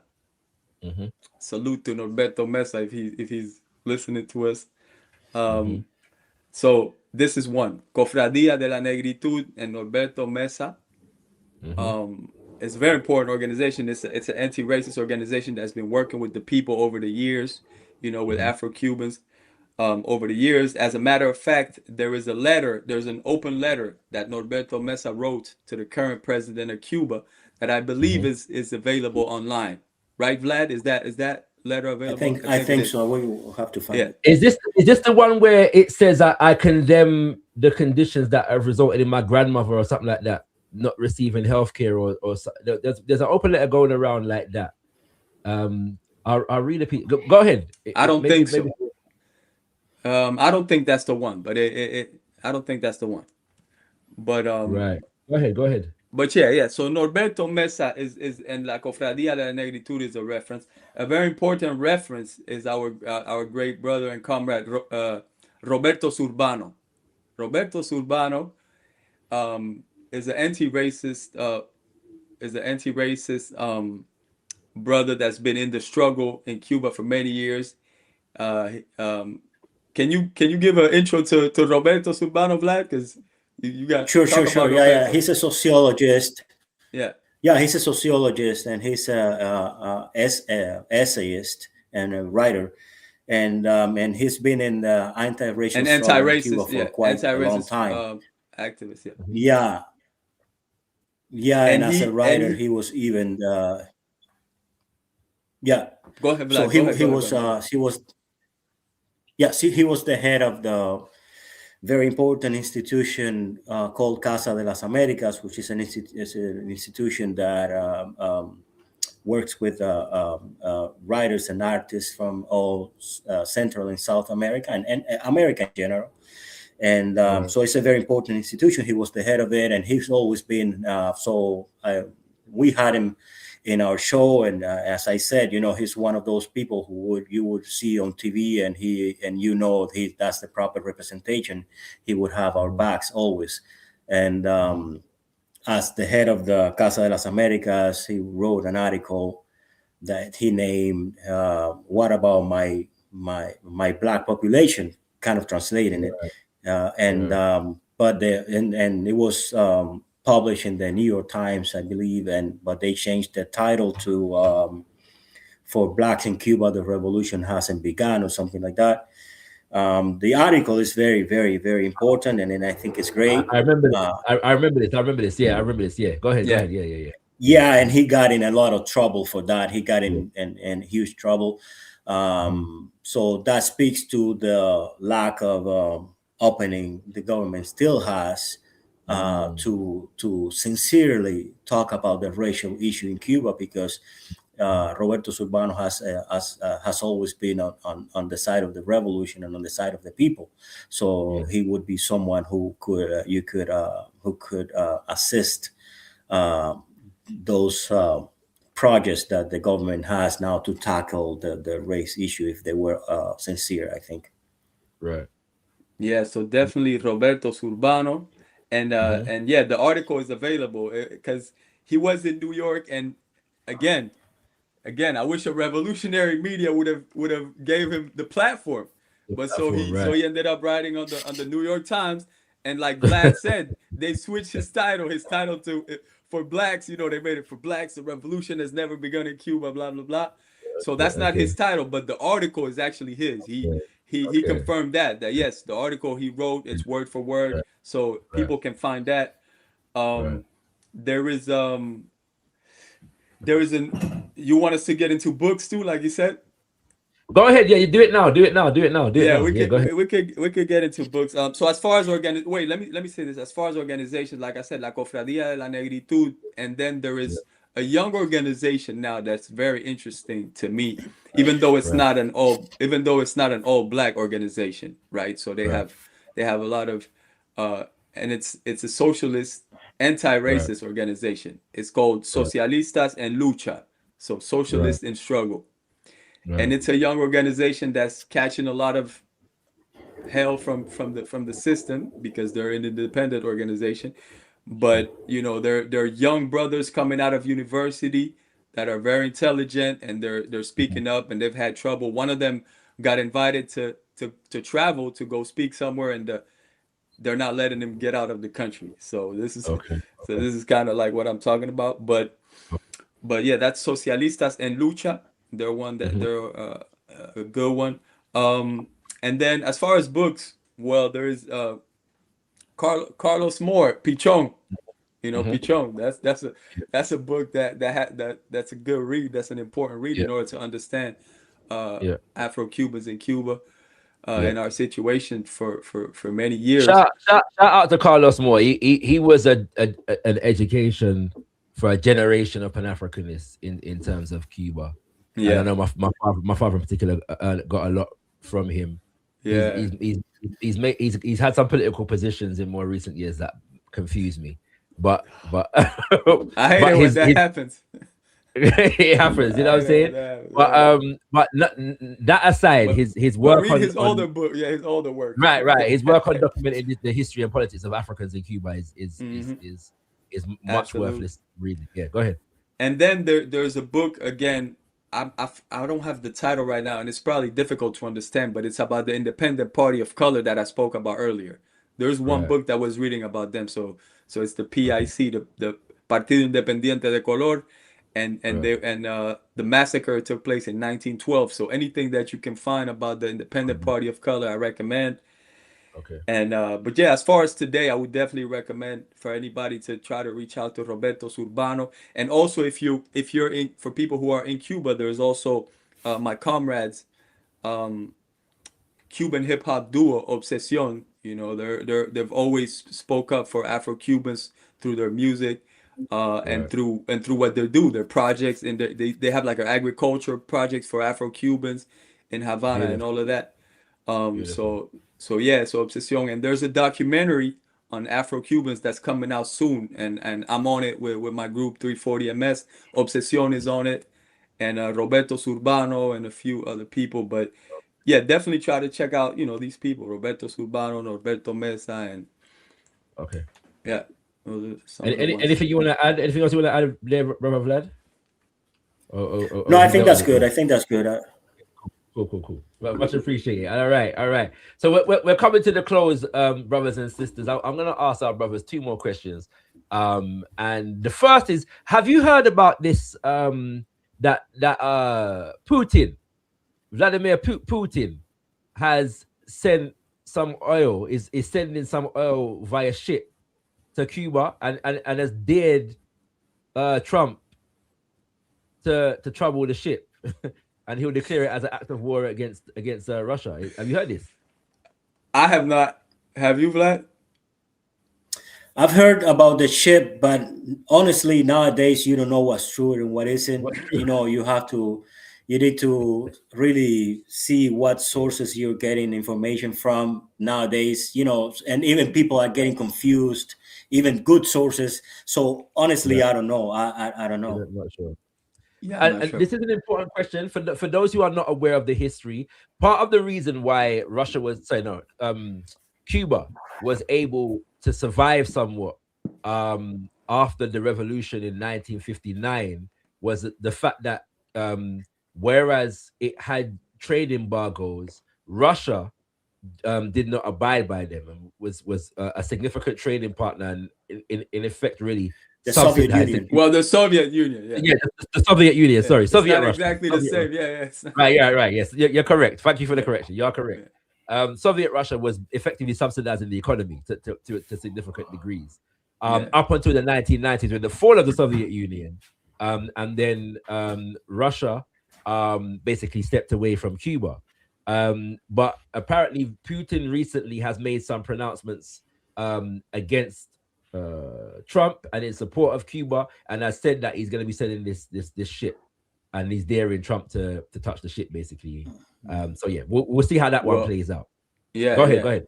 Well, that would be interesting. What you spoke about, when the Soviet Union was no longer with Cuba in the 90s, we went through a very rough period, in Cuba, called the Periodo Especial, the special period. And that was the other very difficult period that we went through, that we kind of were able to surpass. But what we're going through now, most people are saying, everybody's saying it's even deeper as of now. Well, a part of the reason why that period was able to be gone through was the relationship with Venezuela. Absolutely. Not exclusive, but a part of that oil was important. Yeah. And now so in a modern society, if you can't power your society, it has very devastating impacts. That's right. That's something else to watch. The next question now is something that we have to consider, because it's a very real possibility, which is military intervention. And do you see this as a distinct possibility as far as military intervention into Cuba on the part of the United States, that is, either funded or by other means? like anything is like I said, anything is possible. But the people I listen to, I tend to listen to some political scientists and people who are into this analysis and deep. They say that it's very unlikely because of the proximity to Florida, and so they could also get hit, and they could cause a significant damage to their infrastructure, and of course the opinion of their population in regards to their actions, right? So the people I listen to, they say that's although it's not ruled out, it would be an unlikely situation. That they say they will try other methods to, like total blockade, to have the people against the government and all of that. But yeah. Okay. Yeah. Yeah. I think I think it's definitely possible. I think the United States is so vicious that I don't put anything past that system. You know, they're ready to they could, and especially Trump now, he's just he'll do, you know, nothing that he would do would surprise me. Nothing that he would come up with or do can surprise me after what this system is, you know. So yeah, I think it's a possibility. Brothers for sure. and sisters, Secretary of State Marco Rubio was in Germany the other day and told the people of Europe that America has and will always be a child of Europe. And we've been dealing with the situation in Cuba, which suggests that there's still a whole heap of Eurocentrism in Cuba. You have a majority African population, as Brother Vlad said, they know who Napoleon is, but don't know who Jean-Jacques Dessalines is. It's a serious problem. That's right. Real. It's a very it's preposterous when you consider the fact that Haiti is right next door, and that was an anti-imperialist revolution, yeah, against the imperialist Napoleon Bonaparte, right? So that there's something seriously wrong, with that dynamic, even just on the level of anti-imperialism. There's something seriously wrong, with that dynamic. But what we definitely can see is that the attack on Cuba is a white nationalist one. Yeah, it's a white nationalist one in terms of allegiance to the majority white nationalist West. All right, let's clear about that. If the Cuban born, no, sorry, was Rubio born in Cuba? He wasn't. His family migrated before the revolution, in fact. Even before the revolution, yes. Revolution, yeah, right. You know what I'm saying? So, as was the other one, who tried to, whose parents was killed by Batista and tried to claim it as a death. You know what's funny about Rubio? You know what's funny about Marco Rubio, real quick, is that I heard recently he said that, you know, he's of Italian ancestry and Spanish ancestry, you know, and he said, you know what I'm saying, like that's he pledges allegiance, like that's it. And I saw people were confused about that, you know what I'm saying, and I'm like, what do you know what I'm saying? Why that's confused? Why Cubans are Spanish? They're out of Spain. Right. You know, people who are truly white Cubans, that's real. I had to remind people the other day in the wake of Bad Bunny's viral performance. I had to remind people, yo, Spanish is also a colonizer language. Yeah? Let's absolutely. You know what I'm saying? Like, Spanish is also a colonizer language. You have to be clear about this. Yeah. Some people, as soon as you speak Spanish, that's it. You're no longer a white European. Like Spanish is some kind of it's madness. You know what I'm saying? So yeah, I just want to highlight those things. You know what I mean? And we have to pay attention to this. Africans in the Caribbean in general have to pay attention to this, especially. I mean, I haven't watched this properly, but the CARICOM had a summit the other day. And the new president in Trinidad is like an open and proud American lackey.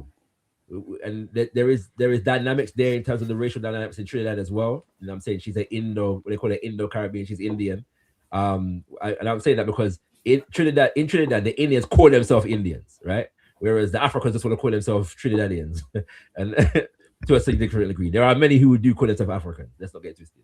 But we have this game that's being played on us at the moment, whereby many of us as Africans in the diaspora who are from the Caribbean are calling ourselves Caribbean in negation of an African identity. Yeah. And we are the only people in the Caribbean that do this. The Chinese in the Caribbean are Chinese. You know, in Cuba, in Cuba, we do that too. A lot of people call themselves Indio. I'm not African, right. I'm Indio. Right. You know? Right. You know what I'm saying? It happens. It's only the Africans who have a significant number in their population that want to subsume their identity into something else, where everybody else affirms their identity. Yeah. And we're even seeing it in the United States now. We're seeing it in the United States heavy right now. Absolutely. Another subject for another time. Yeah. You know what I'm saying? But the point I'm making is that we have to be careful of this, because increasingly we are being called upon, brothers and sisters. If you're from St. Lucia, if you're from Dominica, if you're from Jamaica, if you're from Haiti, Barbados, Trinidad, Suriname, where Martinique, Guadeloupe, we are being called upon to serve Western imperialist interests as it relates to Cuba. That's right. We have to be very, very mindful. There's going to be a need, before this is all said and done, there's going to be a need for the masses of Africans in the Caribbean region to demonstrate and protest against our own governments in relation to their positions in relation to Cuba. It's going to have to happen. If the American government can call upon you to throw out nurses and doctors in your country because they come from Cuba, and you do it, we're in a very bad state as a people. Yes, we don't have sovereignty to speak of. That's right. If America can come and tell us this, yeah, there's going to need to be mobilization in the region of the Caribbean, and if not necessarily on behalf of the Cuban government, on behalf of our people in Cuba. And that's right. In having said that, we will also need to be demonstrating and protesting the Cuban government on behalf of our people in Cuba. That's a reality too. Yeah.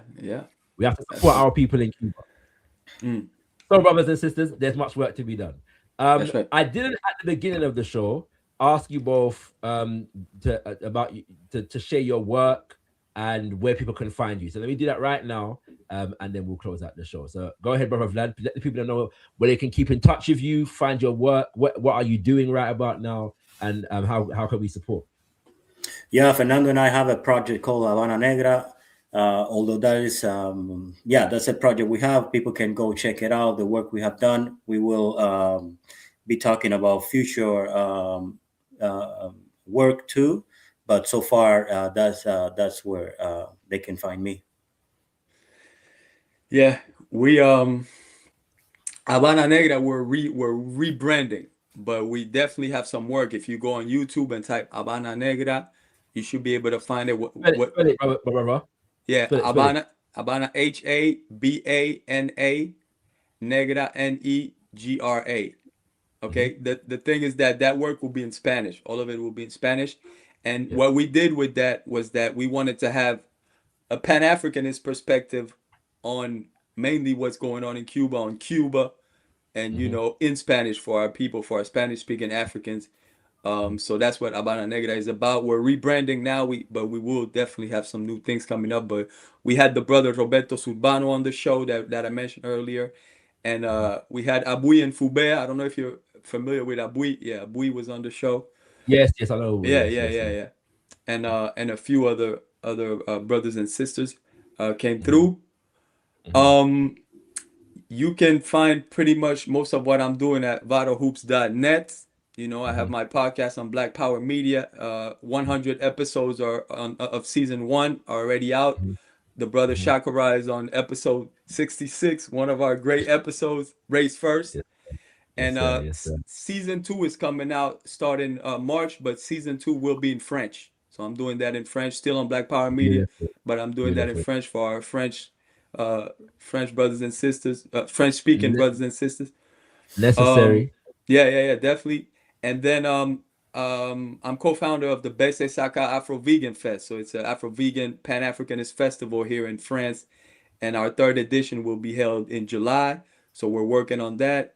With the Pan-African League Umoja, we do a lot, but one of the things we do that's important that you can check out if you are interested is the Pan-African University's Wakongo, and we speak about the Congo situation. We do once a month. We do those online.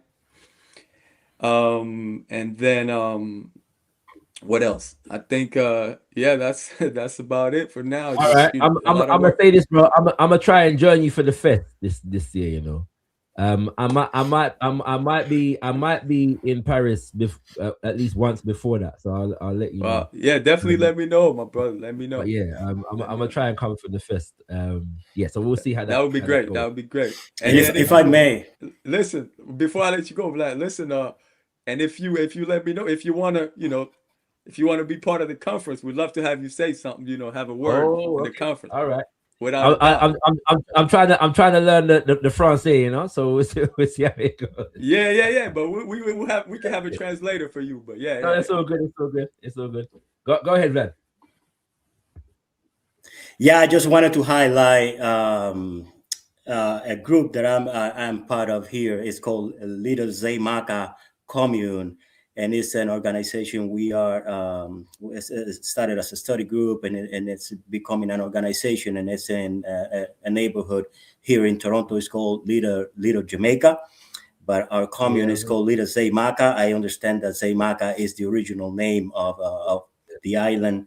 And we are a group of people that are very happy working together, organizing and trying to help the community there and help each other in the community. So I wanted to highlight that.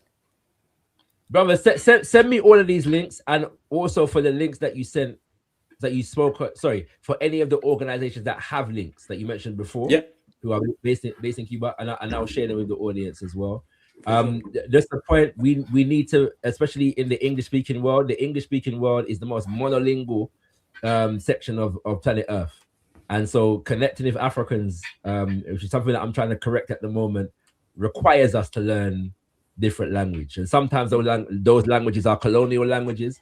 That's just a material reality as it relates to the now. But if we're going to communicate with Africans, we need to be speaking the languages that Africans speak. And so when it comes to the documentary, watch it anyway. I'm sure that it will be sufficiently intelligible that you can get good subtitles on the technology, on the YouTube and whatever else. Watch it anyway, and get to know about the conditions of our people in the Spanish-speaking world. It's very, very important. Sit down, take an hour or two and read. Yes, you know what I'm saying? There's a lot of us. There's a lot of us in the Spanish-speaking world. There's a lot of Africans in South America. And the French-speaking world. We've done conversations with our people in French on this, and we just get a translator. Just have to do it, right? You know what I'm saying? No doubt. And also, well, as you say that, I have to highlight that we also need to all learn Swahili. That's the key. Absolutely. And any number of African languages, it's mad. You know what I'm saying? So whenever I'm going to a region, I try to get at least the greetings. You know what I'm saying? But not in the colonial language, but in the indigenous African language. You know what I'm saying? We're not going to learn every African language, but we must be able to learn something. You know what I'm saying? And so you're correct to make that point. Let us not prioritize the colonial languages, even though we understand the material reality over our own languages, and that includes our patois and our Creole in the Caribbean. We have to understand them as languages, and their African connection, and affirm that without apology, brothers and sisters. Yeah, we've gone into different things today, but it's all connected. It's all connected. That's right, brothers. I appreciate you. This is a conversation that I'm sure many have not heard before from this perspective, and so we appreciate the nuance. We appreciate the willingness to stand on behalf of African people in Cuba and be critical whilst being firmly anti-imperialist. We have to know that and appreciate that and be uncompromising in our anti-imperialist stance. Wherever our critiques, and we have to firebomb in the most definitive terms the United States of America. Yes. Yeah. our current reality just calls for that. You know what I'm That's saying? right. We here 100%. to stand with you, my brothers and sisters in Cuba, our African brothers and sisters in Cuba, against all forms of oppression in Cuba. And so we would be inviting some of the people that you've mentioned on, and if we need translation, we'll probably invite one of you two on to do the translation. All right? For sure, man. With honor, we'll do that. We'll make it happen. All right. So that's it, my brothers. Thank you, listeners, viewers. We appreciate you. Do hit up the comment section, and we'll definitely be coming back to this topic in due course. And with that, I say unto thee, Tenda Mwadi, be thankful unto the Mother, Father, creative life force of the universe, Kudzai, Mudzimo Mukulu. We give praises unto our great ancestors, because our ancestors are worthy to be praised. Abibi Tumi, Abibi Fahodie, African power and African liberation for all African people. Uhuru, Ashe, Ashe.